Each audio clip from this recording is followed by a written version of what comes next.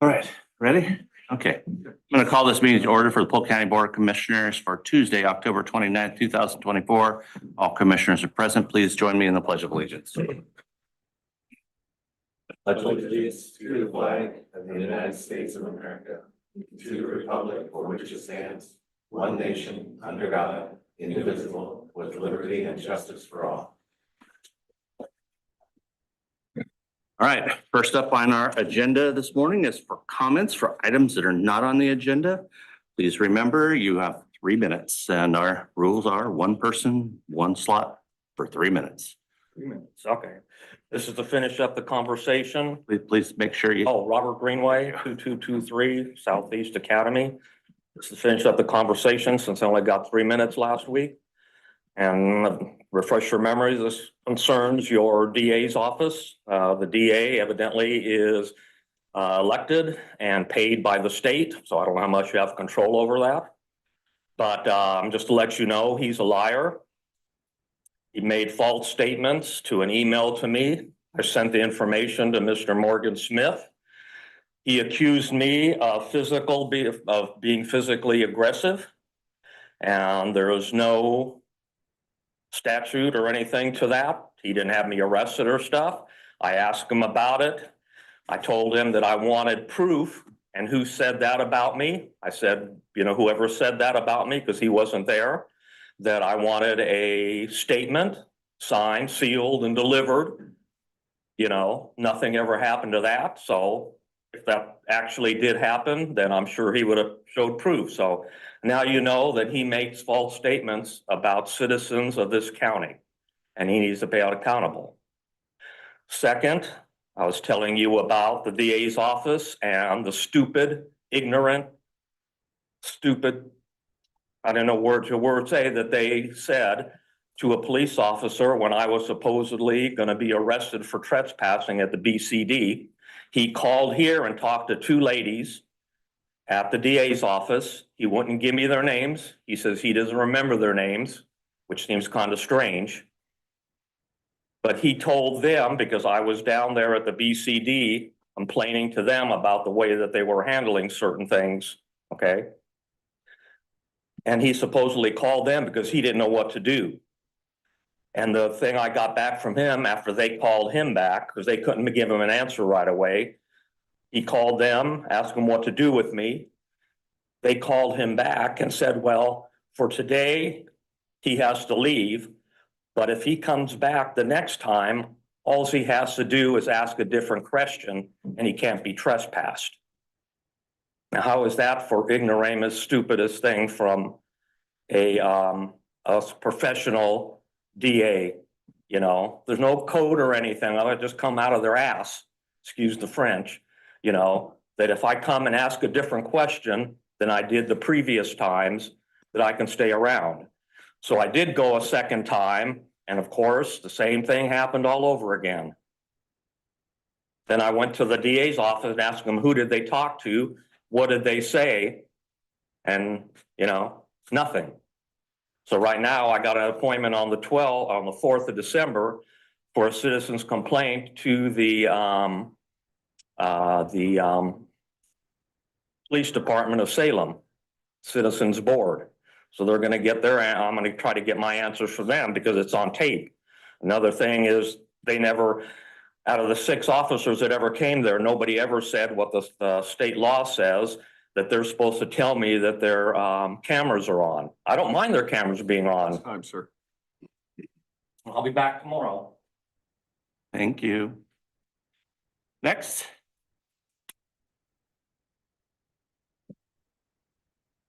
Andy Fast, the Providence, Southeast Rosewood Lane, Alice, Oregon. Mine will be part 2 tomorrow too. Mine is 5 minutes. I find myself several times last night. My daughter was going to read the other page, but she's running a fever this morning. So I'll start with part 1 and come back tomorrow morning for you. You'll need to speak up a little bit. Yeah. So anybody can hear you. Holler at me because I left my timer in my purse. Good morning. I've been attending these meetings since June 2022. I've come to listen, observe, and ask questions during the last couple of years. It's no surprise to anyone sitting here in front of me that I have great concerns with the Polk County Sheriff's Office, specifically Sheriff Mark Garten and his administration leadership team. I believe there's a lack of honesty, lack of respect, lack of professionalism, and lack of integrity within this office, and it starts and ends with Sheriff Garten because he sets the standards, the expectations, and the moral compass of his team. I also believe there are many within this office and agency that know exactly what I'm talking about, and they can't speak up out of fear and retaliation of losing their job. September 7th, 2021 began our journey with the Polk County Sheriff's Office. That day should have been the start of the healing and recovery from the trauma my daughter experienced at the hands of her abuser. Instead, it turned into the start of a new nightmare with new trauma and new abusers, and the overwhelming feeling like her entire world was over because Polk County Sheriff's Office chose to victim blame her, and she couldn't trust the law enforcement here to help her. The trauma of hers then became secondary trauma to myself, my husband, my 4 other children, even my mom on her deathbed during her last 21 days of her life.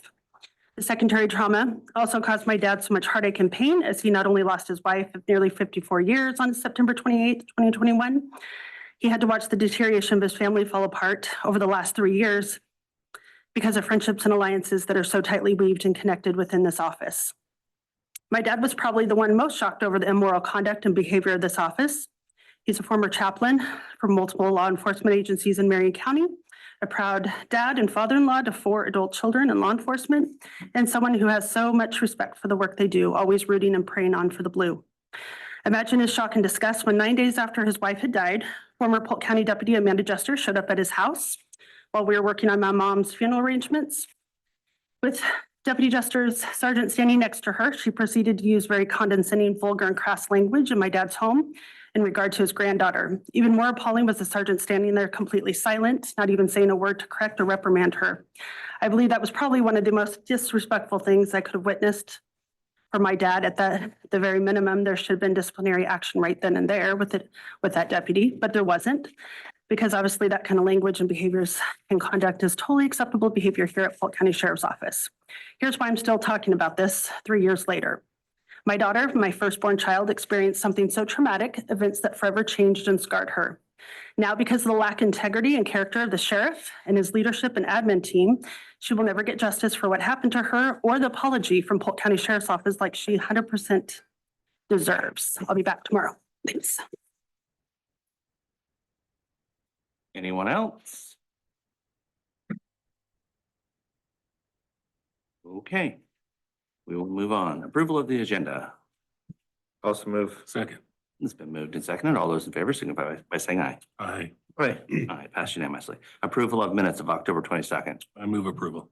I'll second that. It's been moved and seconded. All those in favor signify by saying aye. Aye. Aye. Aye, passes unanimously. Next up is our Star Recognition Award.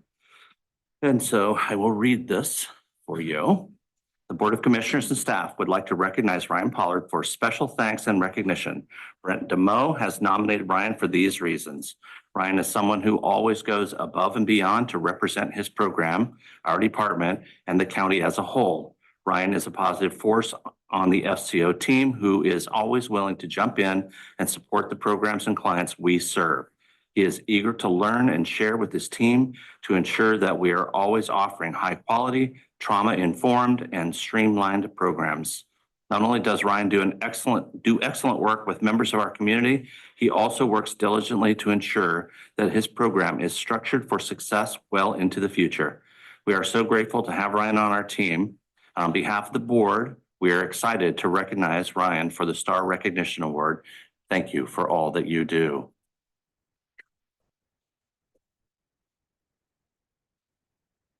Please come forward and accept your award. Would you like? And then I also want to get a picture of you real quick. Over there. Mhm. We do a gauntlet exercise, by the way. You can put it down. You can put it down. Watch it, yeah. No, you have to carry it the rest of the day. Yeah. We've got a lanyard for you. No, you gotta come right here, Brian. No, we have an You want to exercise. say something to you? Oh, can I say something? Oh, sure. Yeah, Thank okay. you. No, we'll just sit, let you. No, it'll be fast, I promise. Picking up our offer Yes, is it?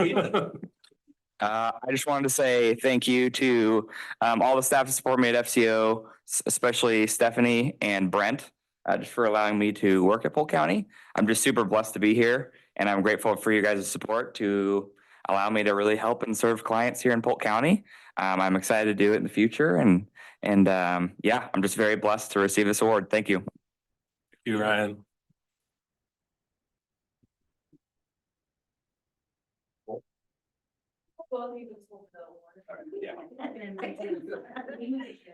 Yeah. Thank you. I appreciate it. A little fun. Thank you. Thanks for everything, Ryan. Thank you. Appreciate you.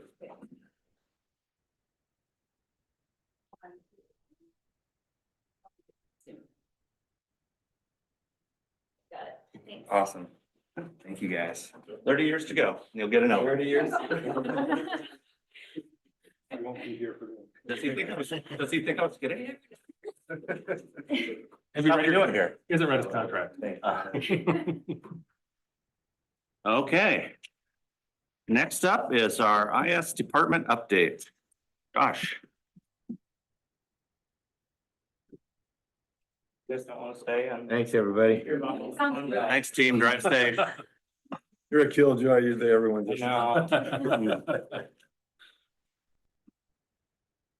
Okay, what do you guys want to talk about? I don't know.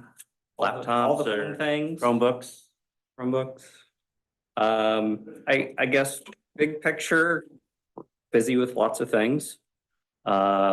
Lots of projects, lots of cybersecurity things. Everything seems to be IT related now. Buildings, little cars that drive around sewer pipes, all sorts of fun things. So, you know, just from staff increases, we've seen a lot of workload change from that. We're trying to do what we can to streamline those tasks, leverage contractors where we can for those things. I suspect that we're gonna need another staff person to just keep up with those security needs and all those changes here pretty soon.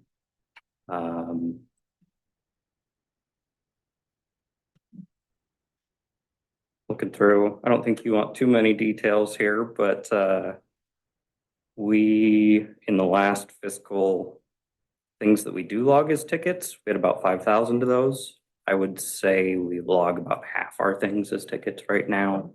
Doesn't include projects like Monmouth City Hall, FCO building, upcoming Academy building. So a lot of work there. Cybersecurity, I'll avoid any real specifics, but that's evolved quite a bit.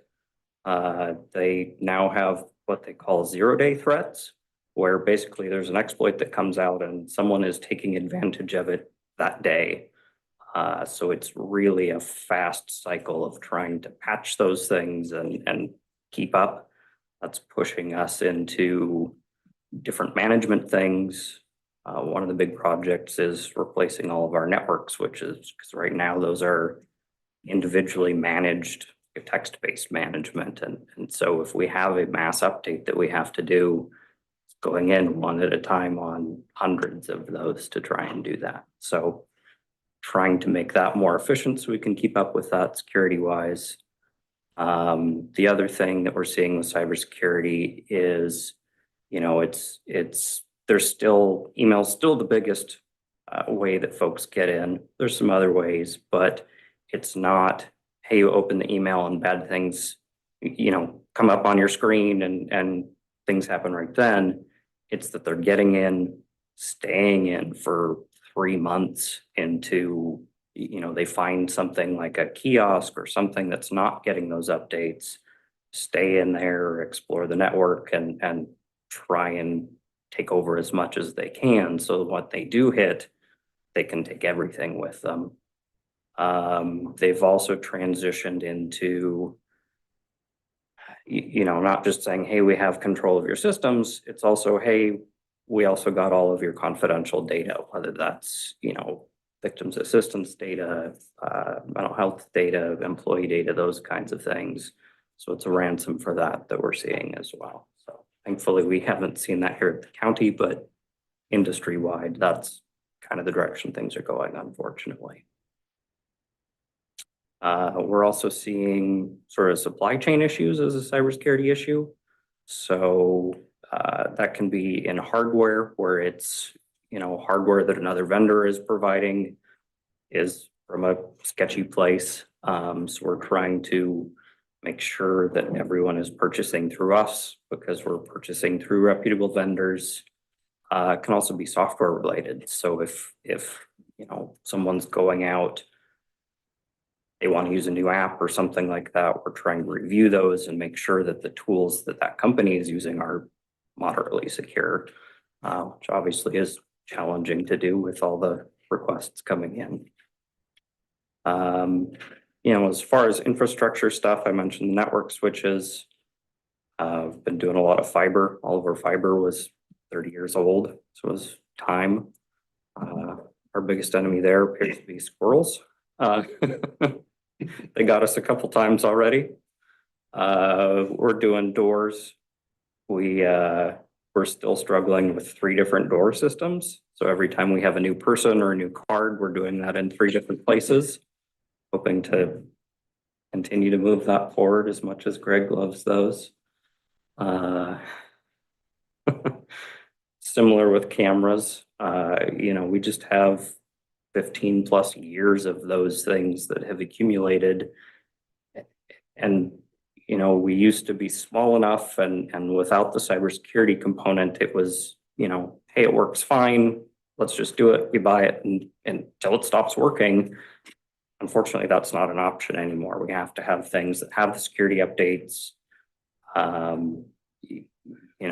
We have to have things with the management capabilities there, the auditing, that kind of thing. So that adds cost and challenges trying to figure out what's happened in the last 15 years. But we've made a lot of progress on those things and much happier with new systems and the efficiency of those. Other things, got all of our Windows 11 upgrades that some of you, not all of you, have gotten to enjoy. He opted out for now. He's got about a year, sometime between now and then. Now we know who's the weakest link. Still supported, so we got a year till we have to go that direction. But yeah, I mean that one's disappointing. We always try and get as much life out of things as we can, but there's a cutoff on that hardware. So if things are below a certain point, they won't run Windows 11. And that was about 2/3 of our machines between County, Monmouth, Dallas, and Polk Fire. So working through those is a pretty big undertaking as well. But tried to kind of not wait until the last minute, but at least stretch as much life out of those things as we could. Other fun things, got a new help desk that is taking much longer than we wanted to, but trying to do that correctly. Get something that really helps us and hopefully helps some other folks out and can be that solution for a while, automate some of those repetitive tasks that are taking a lot of time with staff turnover, that kind of thing. Phone management also taking longer than we had hoped. Also hoping to make that a lot more efficient where we can just ship out a phone and it will automatically enroll rather than folks having to come over to the office and go through that process. But I think that'll be very nice once we can do that. We will also support iPhones once we can do that. So I think that'll make it easier for folks that want that option. Another fun thing that we'll get to do pretty soon is move to a .gov domain for our email and website. It's something we're being pushed into for grants and other things. The idea behind it is that it's more secure because it's controlled by the government more. It also is a way, you look at it, that is a government website or something like that, rather than some of the others out there. We're already in pretty good shape since we have an or.us. There's other places out there that are using like a .org and things like that. So those are the bigger ones at risk. but we'll still need to move that direction at some point pretty soon. We already have the pieces in place to do that. Just a matter of working with departments and you guys to make that switch. So, yeah.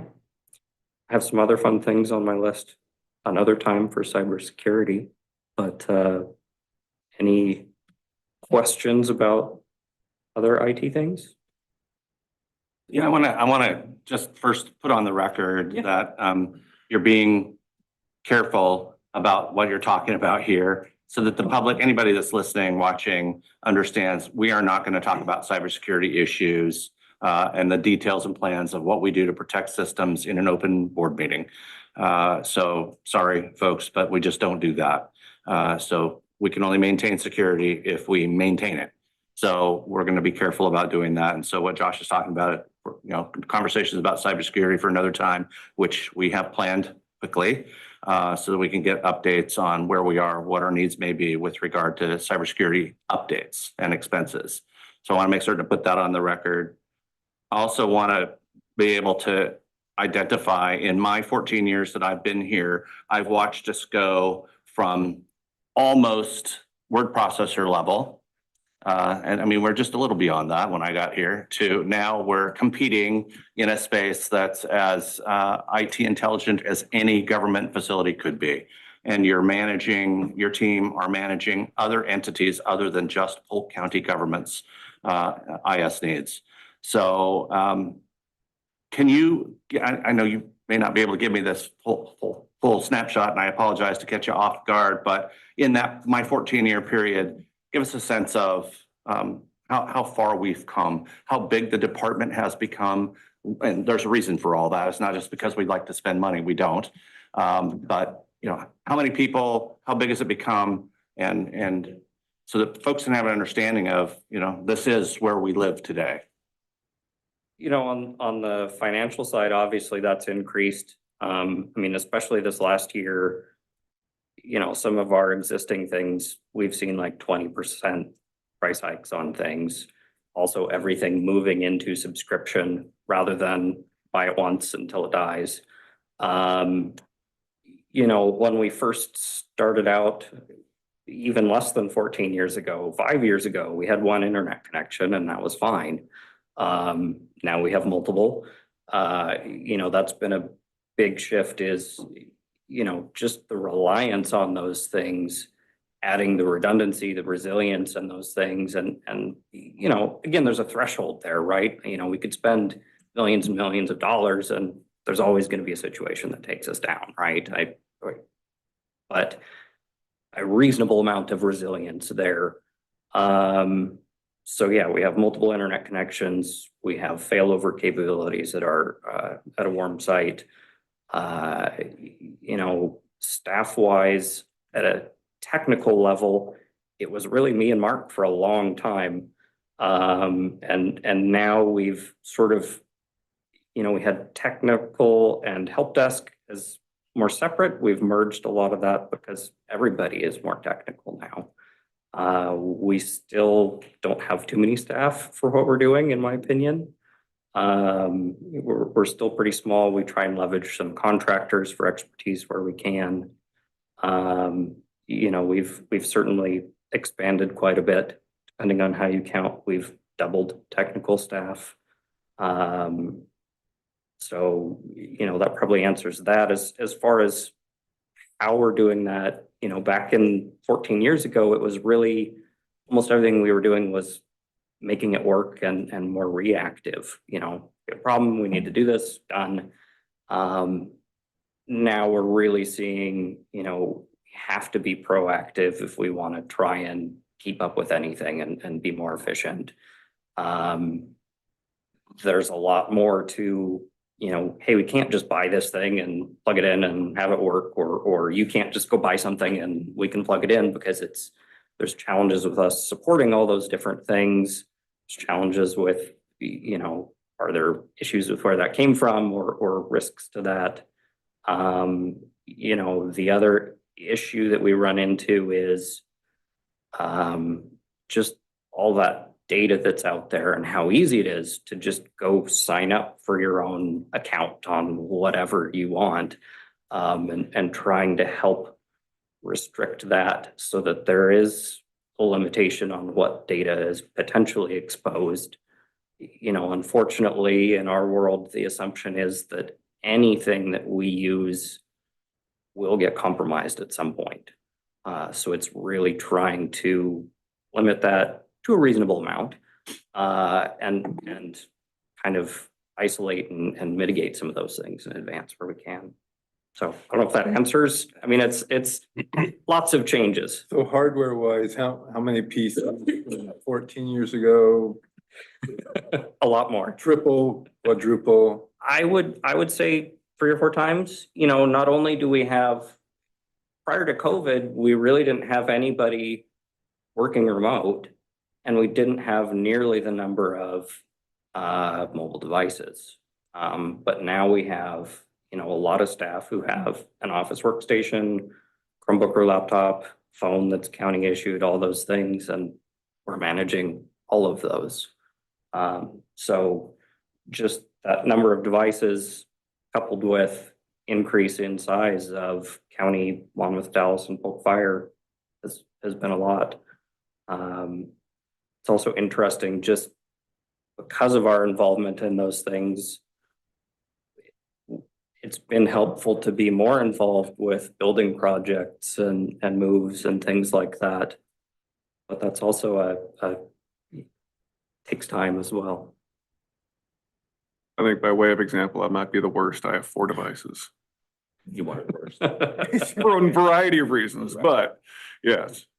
Also, he turned one in and then decided he needed it again. So, you know, it's people like Morgan that are really. I actually have 5 right now because I haven't returned my old home one yet. I thought I was high maintenance. If you look at it, Josh, I think his numbers of 4 times is probably were very accurate. Just that's an example. So 14 years ago, just as this is just Polk County FTE, we were looking around 280 back then. Mhm. We're at over 450 now. That's if everyone just had a computer. But in that time, they've added the phones, the Chromebooks, so ability to work from Mhm. home. And I look at it as that's Polk County. The other entities and agencies that they support probably increased as well. So that's a lot of increase. And you would know better. I feel like, at least in some departments, there's more turnover than there used to be. You think that's a fair? Yes, there is in certain departments, there's Yeah, absolutely. And so that's not just for us, obviously, but that is an increased workload as well. Just trying to help manage all of that. So Josh, moving over to the .gov, Mhm. will we still be able to maintain our access to our history without having to go through the state? Yes. Okay. Great. So yeah, it'll be, we'll revisit with an actual game plan on it. But yeah, it'll be, the old addresses will still work. So it's, you know, not like somebody that emails you tomorrow isn't gonna get through, those will still come through. So it's, you know, I think what'll happen is we'll transition to, you know, sending out by default to the new one. They'll both come in. At some point, we'll have to transition to logging in under the new one, but we can stage that out pretty slowly. So some of us have already switched. So we've been testing that for a while on our end, and it's been working fine to do both.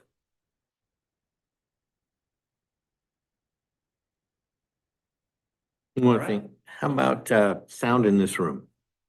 And one of the challenges we have is when people talk to us, that people in the back can't hear. Another good example of strange things that we get involved in. Exactly. Where everything is IT related. I think it's on the schedule. Yeah. There's actually, it's on the schedule for somebody to be coming out Yeah. on the 31st and 1st.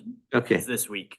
Yeah. So perfect timing for your question. yes, great answer. Well, and I think that'll be, it'll be important to work with them when they're here to talk through some of those challenges and use cases of, you know, how you guys want it to work. They've done well for us elsewhere. So, And I do just want to commend you also, you and your staff, because I know some of us are high maintenance. I'm not looking there because I'm one of them as well. I really appreciate your helpline. They get us through things really Appreciate quick. that. Yeah, they've been amazing. I mean, we saw that during COVID. We've, had a couple new people since then. We saw that with the CrowdStrike issue that took out, Delta and other cities, counties were declaring emergencies. Most people here didn't notice because we had it taken care of. So, I mean, that was a combination of things on our end. I don't want to say that that's always going to be the case, but yeah, our ability to respond to things quickly and work together as a team has been very fun. So I think that's honestly why a lot of the people have been in our department for a long time now. Could you knock on that wood table for us? Yeah. Yeah, Attention. that's part of tomorrow's discussion. That's the update. I'll wait for further questions. Yeah. We've obviously made some ARPA investments in cybersecurity and Sure. looking forward to some of those details. And then also kind of what the status quo budget for our IS will look like going forward, and how we distribute those costs throughout the organization. So. I always have questions about it. Greg likes my I like Josh visits. Yeah. his favorite questions. If I don't want to accomplish anything, and I ask about cameras and doors, so then that just, That usually ends things. yep. So- Given I think it's important, I bet you're going the same space I am, given that now, Multnomah County has made, and I think Clark County have made national news with regard to drop boxes. Mhm. Anything you can share for the public with regard to how we're monitoring drop boxes at this point? I'm not the right person to ask on that one. I know that here we have lots of cameras. For this site out here, yeah. Correct. So the new drop boxes that we put in are located, one in Monmouth, it's at City Hall. Independence at City Hall. At the new health center, resource center in Falls City. It's not there, it's over at their community center. I don't believe they have cameras on site there, but it's about as visible, and it's our lowest volume of drop box. And then the one we have in West Salem is right outside of Roth's entrance, one of their main entrances.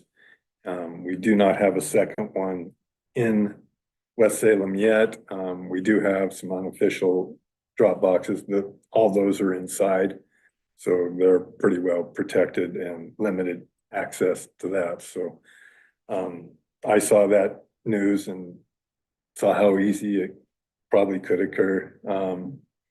I don't know if there's an answer. It's almost impossible to prevent that, would be my It guess. isn't about the prevention, though. Yeah. Clearly, this morning, they've identified a vehicle. Yep. They're gonna catch that Oh, person. yeah.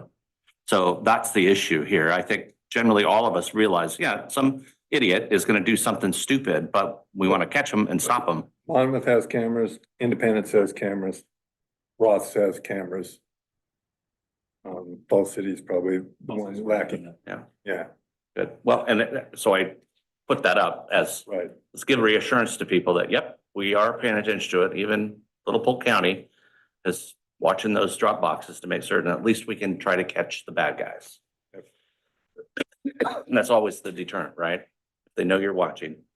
The new boxes are much more secure. You can't haul off with that thing. Yeah. That's not the issue. Well, not Clearly, now. you drop a device inside, it all burns. Yeah, right. I received Who knew? two questions from constituent, or same question from two constituents this morning, asking if there are fire retardants inside of those boxes, and I assume the answer is no. That would, I don't That's know of actually- any that could have that. No, Actually, I don't know if this is supposed to be out yet, but that is what happened in Multnomah. There was fire retardant in it. They only lost 3 ballots oh, is that right? and they were still able to identify them. I believe Vancouver had similar devices in their boxes that they lost in Clark County, but they did not operate and they lost more ballots. I think Morgan's saying he wants to test one. No.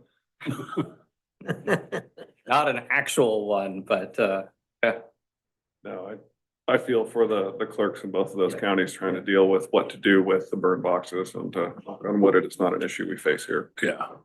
It's one bad actor who gets caught. But, so the point is, it's not like you don't have enough to do now. Now this. Yeah, And again, it's one of those things, if we see these things happen, we learn from them, try to figure out how we can expand on it. I'm confident you will be in discussions for the next year with the clerk and whatever she can do with Secretary of State. Clearly, yeah. we'll need help. I mean, it's part of the cybersecurity discussion, but we do have a lot of relationships with state, federal, other folks to help with things. We've been trying to leverage grants wherever we can on cybersecurity things to control those costs where we can. So yes, lots of fun things. Okay. And we're scheduled to talk to you again tomorrow. Okay. I think that concludes for today. Thank you. Thanks, Josh. Thanks, Josh. All right. Do we have non-listed items? Yes, sir. Okay, and before we go, thanks for the report that you circulate around on construction. That is helpful, but anything new, flashy that's gonna happen down there that Sure. you want to share? Yeah, I have hopes for new and flashy. So, they did pour the pad last week.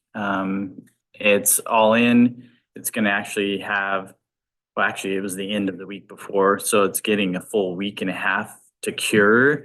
Because Wednesday, the frames and everything is being delivered, and we should start seeing a structure go up as soon as the end of this week.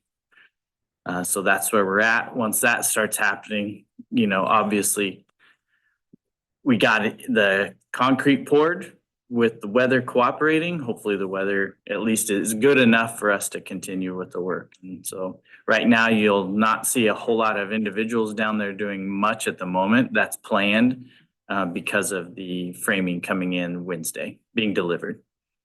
They were originally going to actually build the frames off-site, but they ended up not doing that. They are coming pre-cut, ready to go though, so it should move rather quickly. So is the elevator column also a part of that?